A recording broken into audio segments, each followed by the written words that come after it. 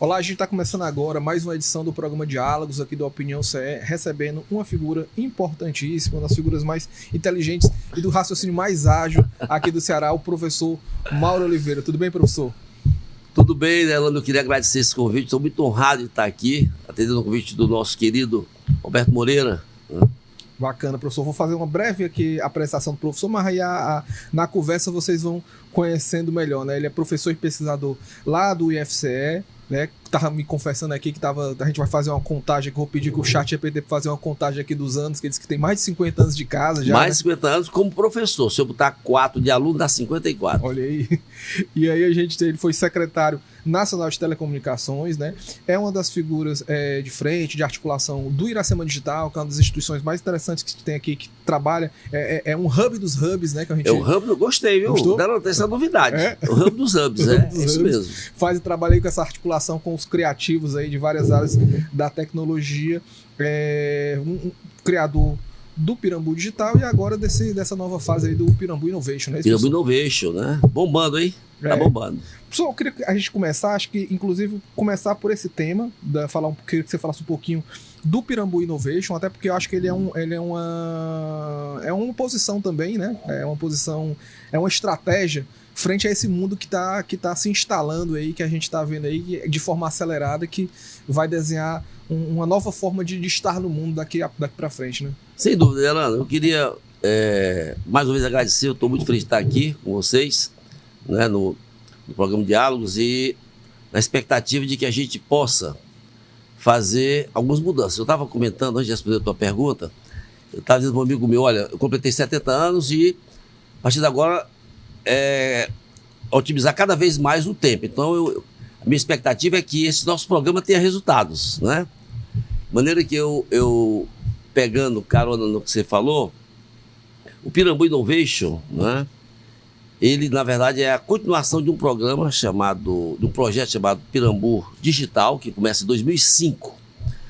Esse projeto funciona lá na rua Cristo Redentor 1097, no bairro do Pirambu, um bairro fantástico, não é? Apesar de todos esses preconceitos que tem na nossa sociedade. E o objetivo dele, você tem total razão, está antenado com esse futuro que é preocupante, né? Nós estamos aí próximo da chamada quinta revolução industrial, né? Que acontecerá provavelmente em 2030, na junção da IA geral, uma IA que você vai ter um aspecto cognitivo muito próximo do ser humano. São discussões polêmicas, né? Alguns acham que são ficcionais, mas os humanoides estão chegando, né? A gente sabe que os humanoides estão chegando. E a chegada da computação quântica, né? É bom dizer que o digital está acabando, está ficando velho, né? Então, nessa mudança, né, dessa proximidade do século, dos anos 30, 2030, da quinta revolução industrial, mais do que razão nós temos para se preocupar com os nossos jovens. Então, o Pirambu Innovation, ele é exatamente uma ação de democratização da tecnologia. Uma tecnologia que começa, demora a chegar na periferia, né? Realmente chega na aldeota, né? Daqui a pouco os colégios que ficam na periferia, eles são retardatário, dá um delay para poder essas novidades chegarem lá. Então, a gente tem como objetivo principal dar oportunidade ao jovem, isso aí a gente herdou do Pirambu Digital, em 2005, mas com um approach diferente. E o approach é esse, é fazer com que haja uma democratização. E eu vou dar um exemplo disso. A gente inaugurou ano passado, com o apoio do Centec, nós inauguramos um curso de tecnologia de prompt. O prompt, como você sabe, é a nova maneira de se falar com a inteligência artificial. Então, nos anos 50, né, quando a computação começou, você falava ligando e desligando interruptores, depois aparecem as linguagens de programação. Hoje a maneira de se falar com o computador é a chamada linguagem natural, e essa forma de você expressar chama-se prompt. Então, o Pirambu foi o primeiro aqui em Fortaleza, talvez no Ceará, talvez no Nordeste, a ter um curso de tecnologia de prompt para os jovens. Bacana, bacana. Quantos jovens são atendidos lá, professor? Olha só, nós temos diversos programas, porque lá não é uma escola. A pergunta é pertinente até para explicar.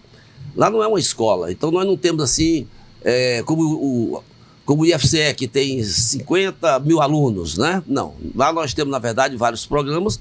Eu destacaria o Planeta Jovem, um projeto que é financiado pela FUNCAP, onde nós temos 100 jovens que durante 3 meses eles entram no metaverso e vão para um novo planeta chamado Planeta Jovem, onde tem 7 países, e eles lá desenham um mundo ideal. E ao voltarem depois, ao desembarcarem na Terra, eles então trazem um manifesto para ver se os terráqueos melhoram, né? Porque é terrível você ver, né, algumas cenas como essas mais recentes, de crianças morrendo de fome em Gaza, né? É inacreditável que os terráqueos sejam capazes. Um dia desse eu estava vendo, eu sabia que se morria de fome, mas de sede, né? Ainda se morre de sede na África. Então, a Terra precisa ser apoiada, e o projeto Planeta Jovem, ele tem como esse objetivo de pedir aos jovens que ajudem a nós, né, os passados na casca do alho, para ver se a gente deixa um legado melhor do que o que nós estamos deixando. Bacana. Professor, você falou, e eu queria que você comentasse de um ponto até engraçado, você comentou, eu fiquei pensando, você citou aí a questão do metaverso. A gente tem falado hoje muito no que diz respeito à questão da tecnologia, da inteligência artificial, né, assim, da inteligência artificial generativa, que a gente vai falar um pouquinho mais daqui a pouco, mas eu queria que você falasse um pouquinho dessa questão do metaverso. Foi muito falado, né, a própria Meta, né, que a empresa que é proprietária do Facebook, do Instagram, entrou nessa coisa, falou-se muito com uma grande aposta que ia ter, as próprias empresas também começaram a se movimentar no sentido de como é que elas se capacitariam para isso, como é que tá esse... E às vezes, eu sei que a tecnologia às vezes parece que ela some, mas é como fosse no Maia, né? Ela entra aqui para ela depois aparecer ali mais... Isso, eu acho, você já respondeu a pergunta. Você perguntou e você respondeu. Eu acho que ela está hibernando. Houve um auê realmente, né? Eu não diria exagerado, porque realmente a questão do metaverso, não sei se você assistiu um filme que o cara está num ambiente assim, na periferia, todo malamanhado, lascado, e daqui a pouco ele bota, né, o seu óculos e ele entra no mundo, né, que não é aquele dele, mas é um mundo que o deixa, digamos assim, não sei se cheio de esperança, ou pelo menos é um alívio.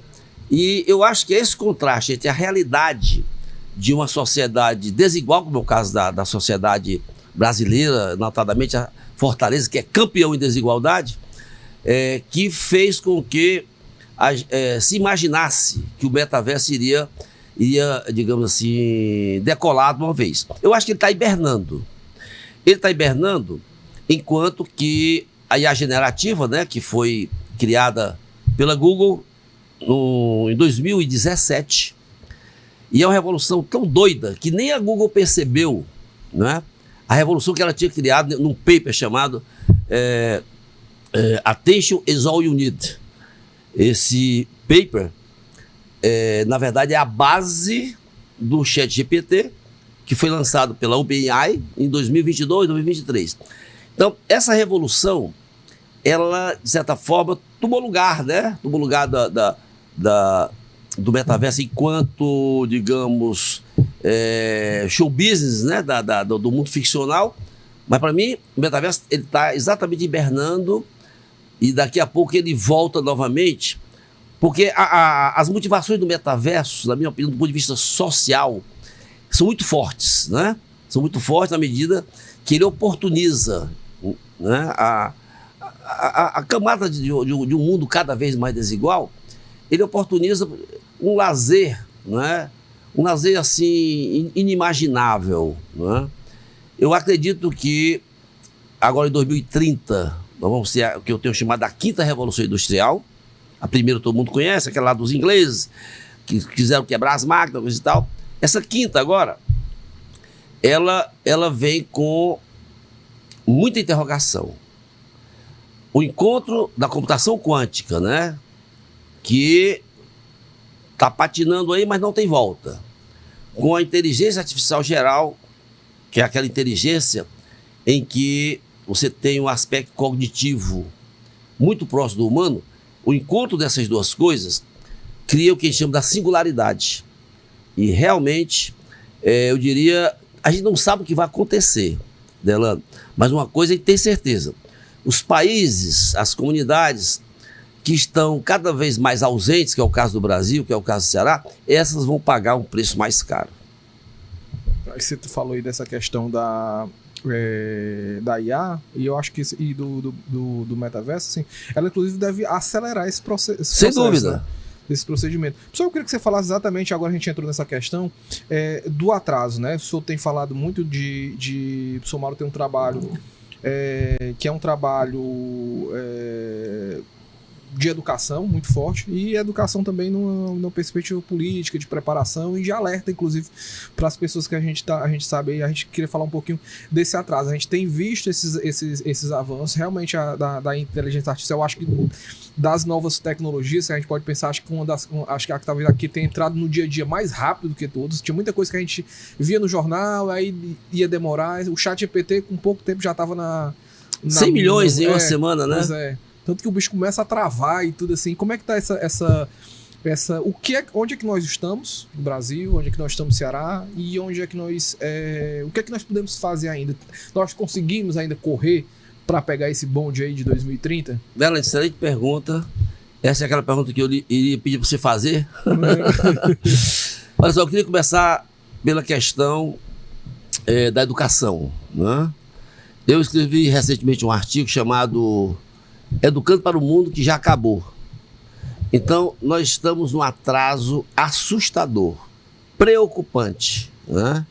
Preocupante porque você, diante de tudo que nós estamos falando, dessas mudanças estruturais que estão acontecendo, de uma inteligência artificial que ainda não foi entendida, nem por profissionais da própria área. Eu fico assustado como eu vejo colegas que estão no setor, que eles ainda tratam a IA generativa, essa IA inaugurada, de certa forma, pelo ChatGPT, da mesma forma que a inteligência artificial anterior, né, que já era assustadora. Eu lembro que no começo do século, lá com o Watson da IBM, a turma já especulava que ia ter a máquina substituir. Essa história sempre existiu.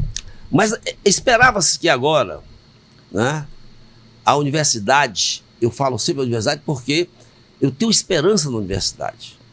A universidade foi criada para estar à frente da sociedade e não a reboque dela. Eu tenho até uma frase, né, acho que é a única frase que eu fiz, que eu digo que uma escola, né, lato sensu seria a universidade, uma escola que é reflexo da sociedade, não serve para ela. Não serve para ela, né? A universidade tem que estar à frente. E eu acho que essa discussão ela é necessária e dispensável. A escola não tem feito o dever de casa. Desde a época que chegou, o que eu chamo a primeira grande choque aí, que foi a chegada da web. Não foi nem da internet. A web desmantelou, inclusive, modelos educacionais, né? Você é novo, mas eu que sou das antigas, você tinha um modelo, posso pegar e apertar esse seu caderninho? Tinha um modelo que era o seguinte: quando a gente não queria ter aula, o que a gente fazia? Pegava emprestado, roubava, escondia o caderno do professor, porque todo o poder estava nesse caderninho aqui. Se você escondesse, não ia ter aula. Muito bem, a web chega e desmantela esse modelo. E a escola continua dando aula do mesmo jeito, ela não percebeu. Vem as redes sociais. A escola não percebe.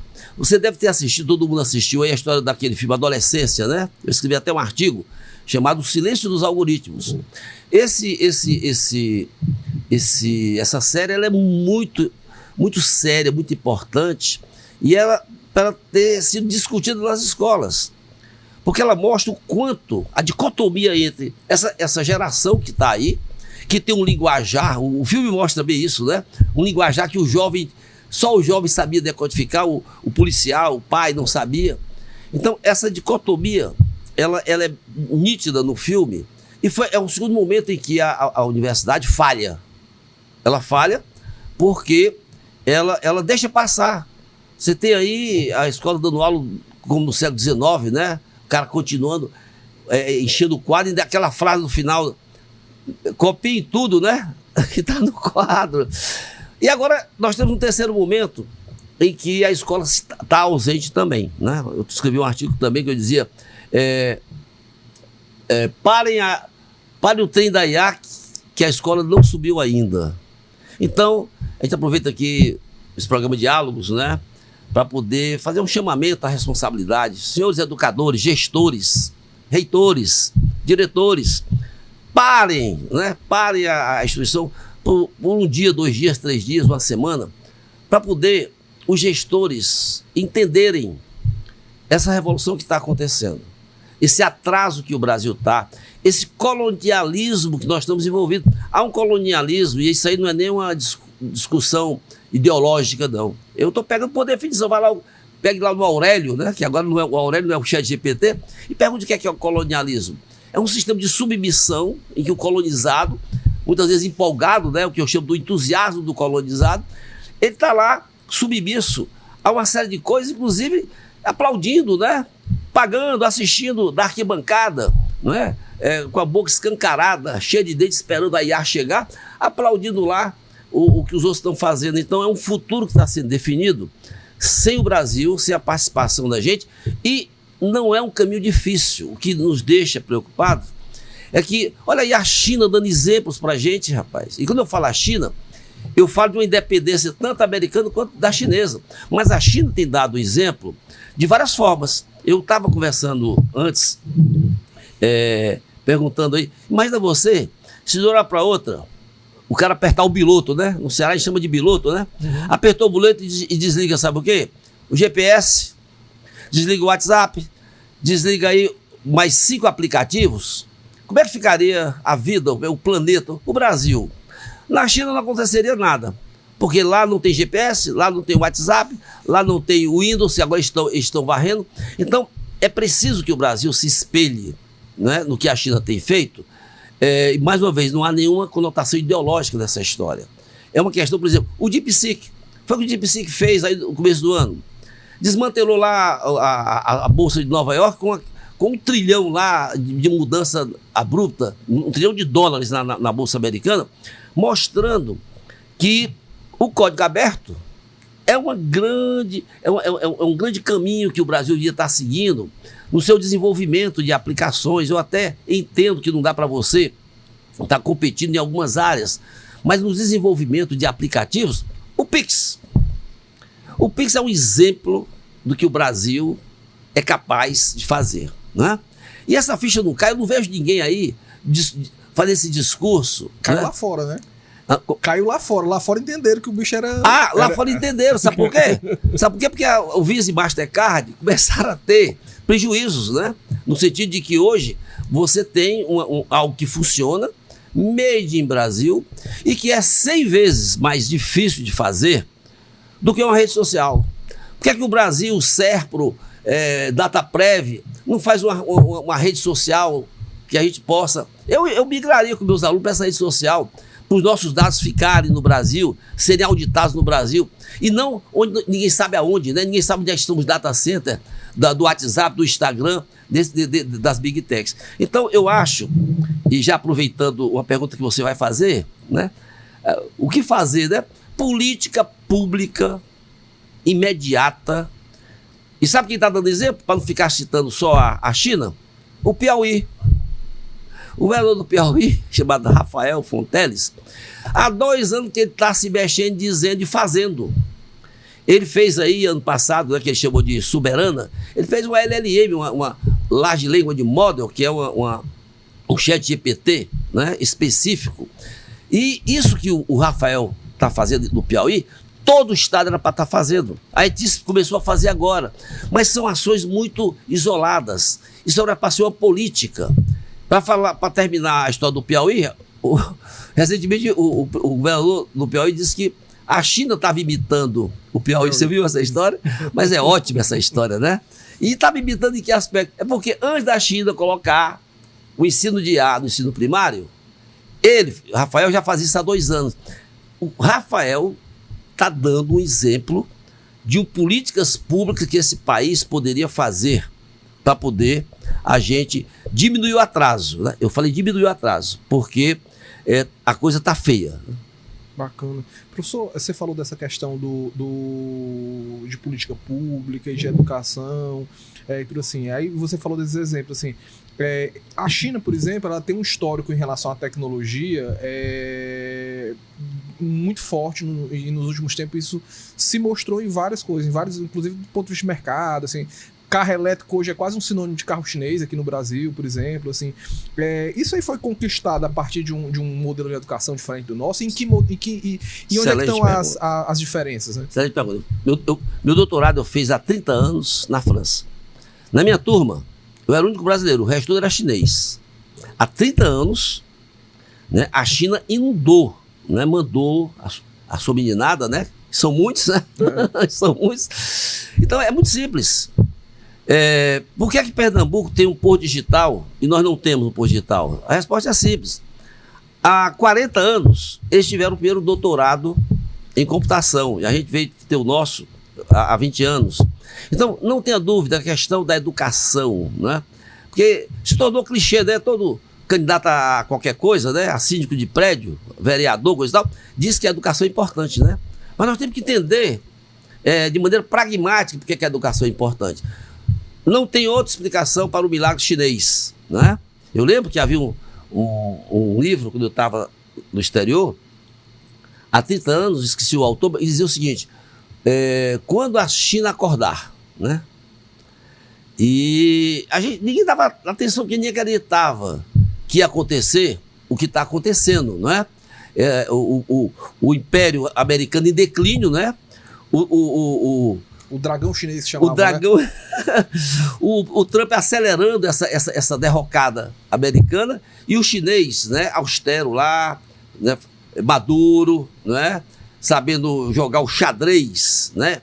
Enquanto o Trump é um Zé Doidinho nesse xadrez aí da geopolítica, você percebe que o chinês tá jogando bem direitinho esse xadrez, né? De maneira que, respondendo a sua pergunta, eles fizeram um investimento massivo. A Coreia fez a mesma coisa. É simples. Agora, você tem que fazer isso de maneira, digamos, dentro de uma política pública, não é? Por exemplo, quer ver uma política pública que o Brasil teve uma política pública de formação de recursos humanos, mas ele não tem uma política pública de acompanhamento dos resultados, né, dos seus doutores, né? Você tem doutores que são formados e ninguém pergunta o que é que esses caras estão fazendo, ou não apoiam aqueles que estão fazendo, os grandes grupos. Então, a gente faz pela metade as coisas. Então, eu acho que precisa haver uma política, né, que tenha começo, meio e fim, que tenha meta, porque senão nós estaremos fadados a sermos eternos consumidores de tecnologia. Na verdade, hoje, se você fizer uma estatística, né, hoje aumentou o número de quem usa ChatGPT, aumentou assustadoramente, né? Sim. E o que é que eles fazem com o ChatGPT, com a IA? São consumidores, usuários. Você tem uma ou outra empresa que usa o ChatGPT, você tem quase nenhuma que desenvolve alguma coisa, não é? Tem o Rafael, que já citei, que desenvolve. Sim. Tem a Letícia, que começou a desenvolver. Tem lá na Unifor, o professor Vasco faz alguma coisa. Mas não existe uma política. Na UFC tem o CRIA, que faz lá algumas coisas também, mas nós não temos uma política nem estadual, nem nacional, né, que diga o seguinte: o Brasil tem um plano. O Brasil não tem plano. O Brasil anunciou coisa e tal, mas nós não temos um plano que possa dizer. Nós não temos um PIX na área de inteligência artificial. Essa questão da vinda a gente até comentou um pouquinho antes de começar a gravar, dos data centers, né? Assim, o que é que tem de interessante aí que pode ser interessante pra gente, do ponto de vista tecnológico, o que é que não é, o que é que poderia ser melhor? Eu escrevi um artigo, né, em que eu coloco, eu falo da nuvem que chove bytes, né? Uhum. Nesse artigo, eu tento colocar. Eu trago a figura do entusiasmo do colonizado. Nós temos que ter muito cuidado com a figura. Porque o que é o entusiasmo do colonizado? É aquele camarada que, quando ele vê qualquer bugiganga, né, diferente que ele não tem, ele se entusiasma e ele perde muitas vezes o senso crítico. Então, é outro assunto delicado que a gente precisa ter cuidado, né, no que vai ser dito, eu vou ter esse cuidado. Claro que é importante para o Ceará, né, ter data center, ter empresas, claro que é. O que não pode acontecer é você ter o recebimento disso como uma panaceia. Se você fazer uma análise completa, né, dos riscos, né? Por exemplo, o data center que vai ter em Caucaia, o tamanho dele, ele vai consumir equivalente a 2 milhões de residência em energia. Isso é o caos? Não é o caos, mas isso tem que ser, sabe o quê? Compreendido pela sociedade local, tem que ser compactuado, tem que ser negociado, tem que ser explicado, né? Então tem que haver uma contrapartida e, inclusive, cuidado com as falácias. Por exemplo, depois de construído, ele deve ter 4 ou 5 empregados, ou 6. Desses 6 tem um vigia que vai ser substituído pelo monitoramento eletrônico, 2 caras que vão apagar a pichação de muro e 3 ou 4 técnicos que daqui a pouco um resolve. Então, nós temos que ter essa compreensão e não os caras estarem dizendo mil maravilhas, né? Ou seja, tem que acabar com o entusiasmo do colonizado. Ou seja, é importante? Mas tem que ser explicado para a comunidade, tem que ser discutido, tem que ser negociado. Por exemplo, os ventiladores que tem lá no Aracati, as eólicas que tem lá, há rumores fortes de que as negociações não foram cumpridas. Havia uma expectativa de um benefício das comunidades, digamos, atingidas, né, por essa modernidade, e elas reclamam de que não houve uma contrapartida daquilo que foi compactuado. Então, é isso que a gente defende. E aí eu aproveito o seu tempo para dizer o seguinte: eu tive ontem lá em Pereiro, né, num local que todo cearense devia visitar, que é a BrisaNet, né? A BrisaNet é um orgulho, né, para o Ceará, né? Quem vai lá só dá para entender. Pelo filme que você vê lá no YouTube, você não consegue entender a coisa fantástica que o Zé Roberto, né, esse cabra da peste lá no Pereiro, fez. E o Zé Roberto, ele tem, sabe o quê? Uma tecnologia de mini data center. Sabe onde é que estão esses mini data center? Em todos os lugares que tem ponto de fibra ótica. Você sabe que o Zé tem quase 50 mil quilômetros de fibra ótica. Sabe que tem um link de fibra ótica entre Fortaleza e Natal da BrisaNet? Então, observa só, o cinturão digital, né, que Fernando Carvalho, aí, um projeto do Cid Gomes, Fernando Carvalho tocou, eu estava no governo nessa época, eu conheço bem a história, foi uma coisa extraordinária, de 3 mil quilômetros. O Ceará hoje é o estado mais conectado do planeta. Só a BrisaNet tem 50 mil quilômetros. Se pegar as demais, nós temos hoje em torno de 160 mil quilômetros de uma semente que foi... Olha aí uma política pública que deu certo.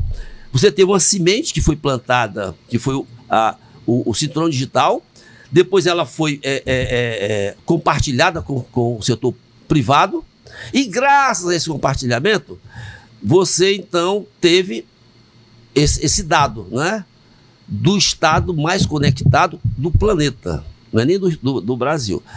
Agora, de repente eu estava falando da história é uma política que ninguém fala. Por que não ter mini data center? O mini data center, ao distribuir, né, ao invés de concentrar um jumentão de concreto, você, de repente, você tem algumas coisas mais polêmicas, como água e energia, eu diria, mitigadas, né? Evidentemente que você... não estou dizendo que você não precisa de grandes data centers. Eu estou dizendo que isso não pode ser uma política de botar grandes data centers em tudo que é lugar. Você podia muito bem chamar Zé Roberto, né, que tem uma tecnologia que não tem no Brasil nem nos Estados Unidos, foi desenvolvida por ele, né, e de repente isso podia ser uma política nacional que o próprio Ceará poderia encabeçar. Falta ao Ceará pegar os seus cases de sucesso, valorizar os seus cases de sucesso. No artigo que eu escrevi hoje, eu falo lá, por exemplo, o Elmo, né? O Elmo do Marcelo Alcântara, é um orgulho para o estado do Ceará. Esse aí, eu diria que foi devidamente valorizado. Nós temos o Joaquim Caracas. O Joaquim Caracas é o engenheiro que tem mais patentes no Brasil, engenheiro civil. E ele tem tecnologias que, de repente, são desconhecidas da sociedade. Então, eu acho que, voltando a falar dos data centers, são importantes, não é? Quando o pessoal fala que nós temos 17 cabos, né? Tem 17 cabos submarinos? Tá. Uhum. Você já viu alguma análise dos benefícios causados? Né? É bacana, legal, coisa e tal. Vamos ver a questão de emprego, quais são as vantagens, além das vantagens, né, fiscais, que muitas vezes são isentas, né? Então, é preciso que a gente... O que é que eu defendo, Delano? É a gente acabar com esse negócio, né? Como é que o Nelson Rodrigues chamava? Não sei o que, de vira-lata, né? Complexo de vira-lata. Nós temos o complexo de vira-lata que o Nelson Rodrigues falava, agora eu estou chamando de o entusiasmo do colonizado. É muito parecido. A gente precisa, entendeu? Acabar com esse negócio de estar panfletando algumas coisas. Vamos analisar direito as coisas. Quais são as vantagens de ter os 17 cabos aqui? Será que a gente precisa? Estão falando agora que vão fazer tem um 18º. Não precisa. Não precisa. Esses cabos, o Ceará não precisa mais de cabo. Sabe quem me disse isso? Um cara que entende mais do que nós dois, que é o Zé Roberto, da Brisanet. Qual é a análise do fluxo de dados que tem trafegando desses cabos aí?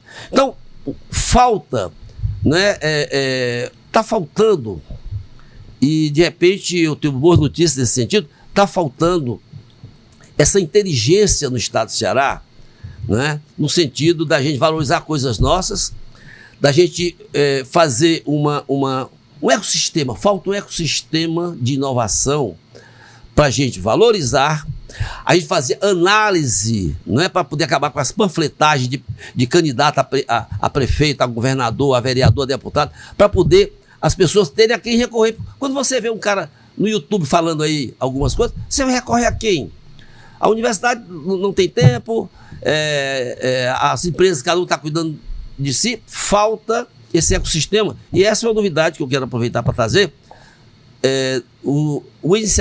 Resultado da iniciativa de empresários, nós estamos aí tentando criar esse ecossistema lá na Praia de Iracema, né?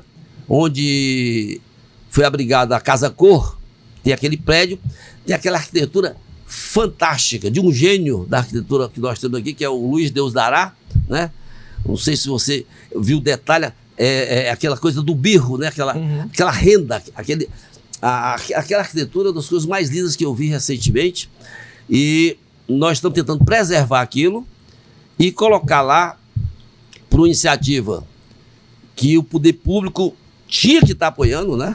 Além de não atrapalhar, devia apoiar, né? Nós estamos tentando que ele apoie, de ter esse local.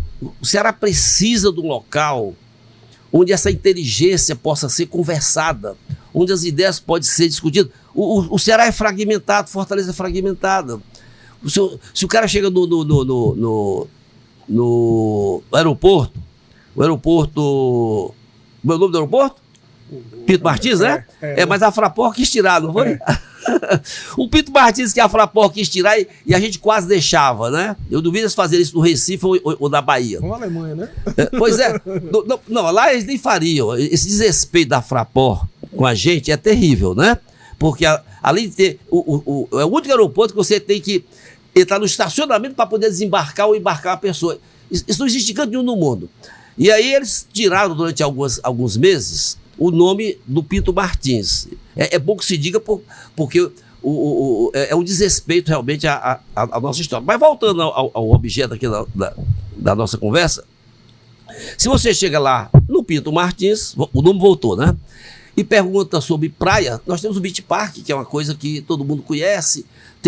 Eu tenho até uns amigos pernambucanos que eles não vêm para Fortaleza, eles vêm para o Beach Park. Se você fala em artesanato, você tem lá o Mercado Central, coisa e tal. Mas se você fala em ciência, tecnologia e inovação, você vai para onde? Me diga. Vamos lá. Nós temos 30 lugares, mas nós não temos um local como o pernambucano tem, que é o Porto Digital, onde lá se respira, se planeja, se discute algo que é a novidade dessa década, que é a tecnologia da informação, adicionada aí da inteligência artificial. Já tem nome esse projeto, professor? Tem, é o CAIS, né? É claro que quando eu falo CAIS, a gente pensa logo no porto, né? Mas um CAIS é maior do que um porto, né? Não? CAIS, e não é digital, né? Antes de você me perguntar por que não é digital, porque o digital está ficando velho, né? CAIS, e desse CAIS, qualquer dia eu vou te ligar, Delano, né? Você que me ajudou muito, fazer aqui um registro na terceira escola de verão, não é? Vamos para a quarta escola, mas antes do final do mês eu vou te ligar e dizer, Delano, vou te pegar aí, vamos para o CAIS. Ótimo. O CAIS vai ser um ponto de encontro da inteligência cearense para a gente estar resolvendo essas coisas que a gente está discutindo nesse programa. Professor, só para fechar o nosso programa, eu queria fazer uma pergunta mais para o senhor. A gente tem se discutido muito a questão da inteligência artificial e tem um discurso que é meio ingênuo, às vezes ou sonso, dessa coisa do impacto em relação aos empregos. A gente sabe que alguns empregos vão sumir. É muito claramente você vê que algumas funções, essas ferramentas, a inteligência artificial hoje ela já reproduz com um nível de perfeição cada vez maior dia a dia. Às vezes de coisa de um mês para o outro você vai vendo que essas coisas têm melhorado. Aí eu não queria lhe perguntar do que vai dessa coisa, eu queria lhe perguntar sobre um ponto que eu sei que inclusive tem muito a ver com o senhor, que é a questão da criatividade. O senhor também é compositor. Eu queria saber como é que fica... Olha, você é o primeiro cara que diz ao vivo que eu sou compositor, viu? É compositor. Os meus parceiros, eu não sei se eles concordam com isso, né? Eu queria que você falasse disso, como é que vai ficar a criatividade, como é que o senhor imagina a criatividade nesse novo momento, que nós já estamos vivendo, de certa forma. Não, eu te peço permissão para falar de uma coisa que você até deu aí um salto, que é o seguinte. Infelizmente, nós vamos ter um impacto muito forte na questão do emprego.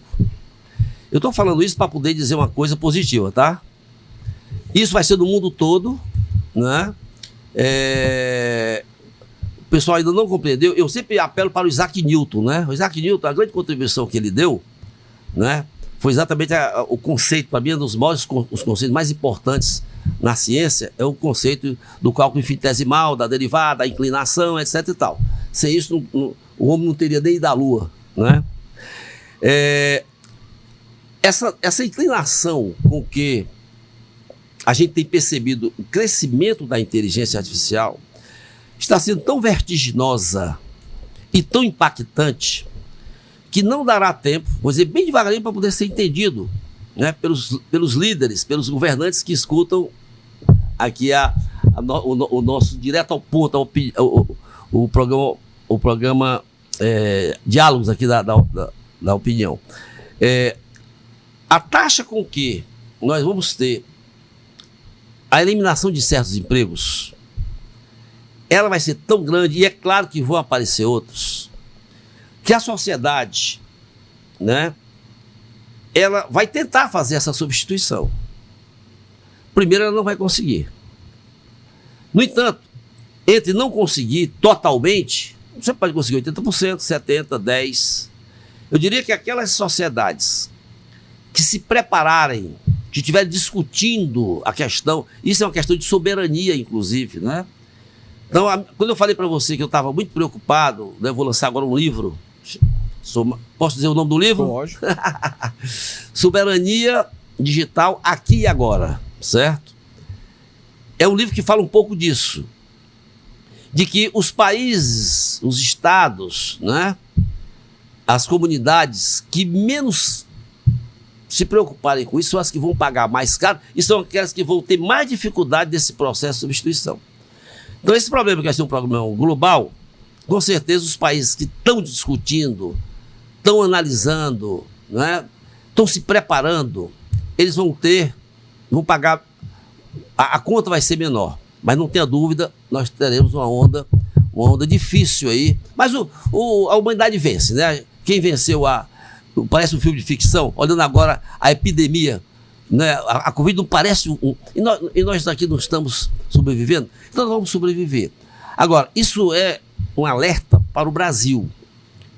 Se o Brasil não reagir com a política pública no contexto dessa soberania, o que é a soberania? É deixar de estar sendo só consumidor para ser produtor de tecnologia. Se ele não fizer esse dever de casa, ele vai exatamente estar naquela lista de países que vão ter mais dificuldade ainda dessa sobrevivência.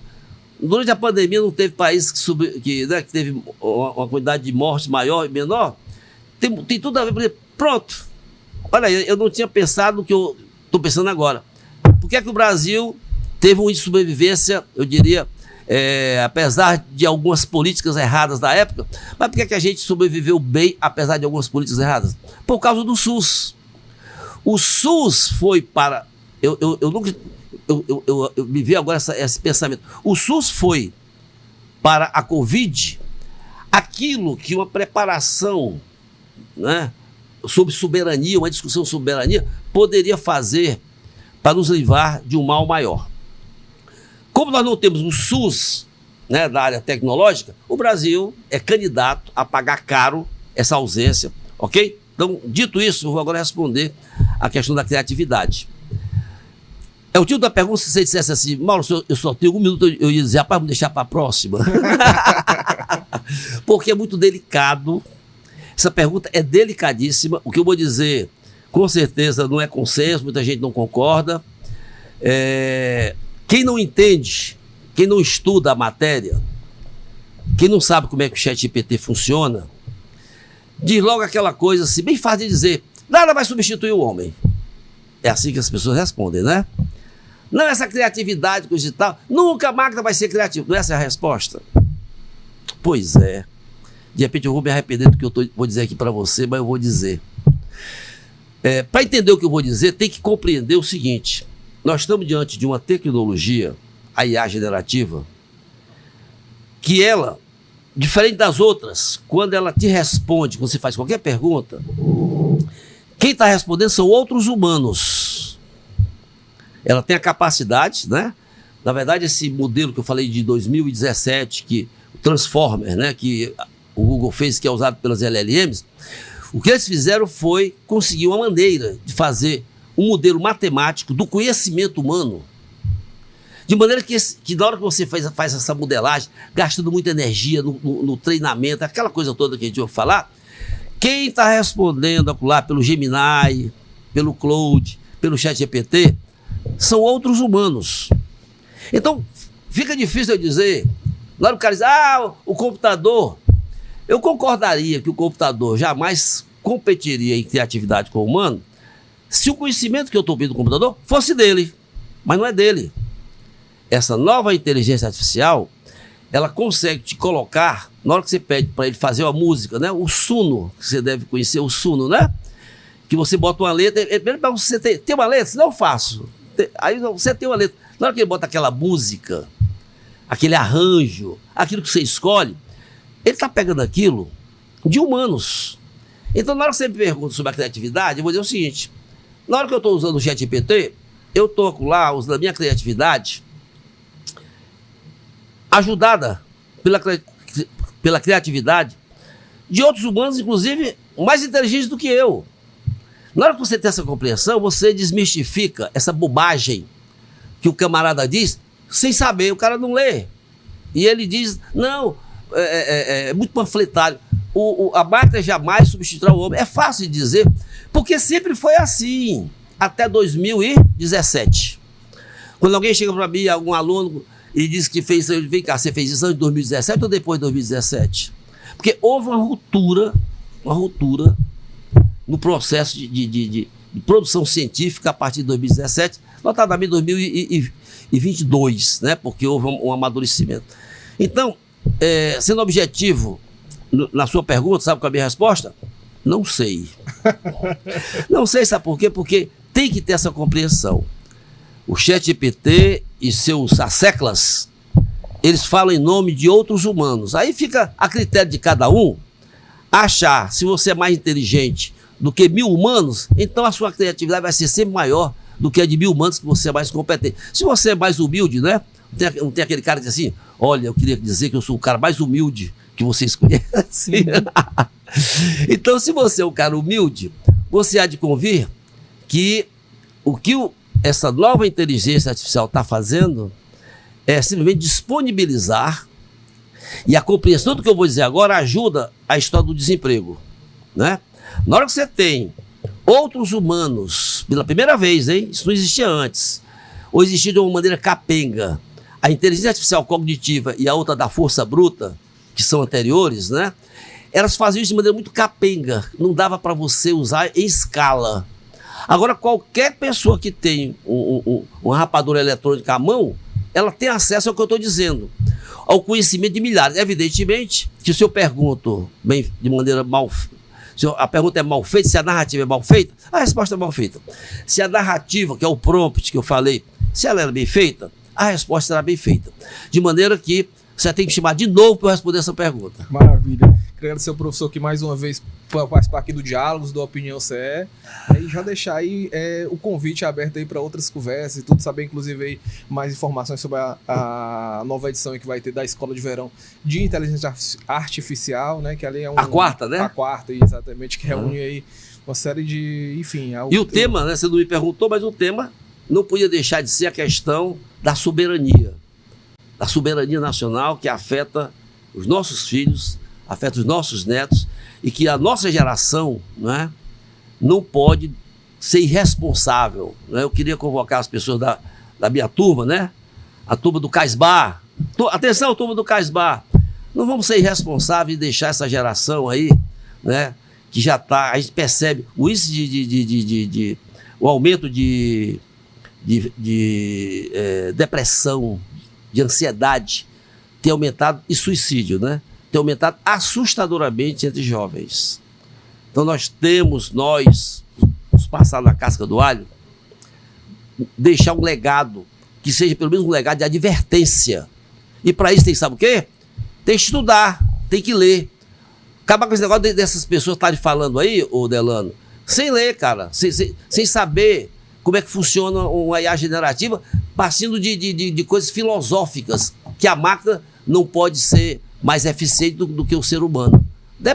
Vamos analisar cada case para poder não dizer besteira por aí, né? Bacana. Obrigado, professor, mais uma vez. Quero agradecer você que acompanhou a gente aqui, o Diálogos, aqui com o professor Mauro Oliveira, aqui dando uma aula, mais ou menos, né?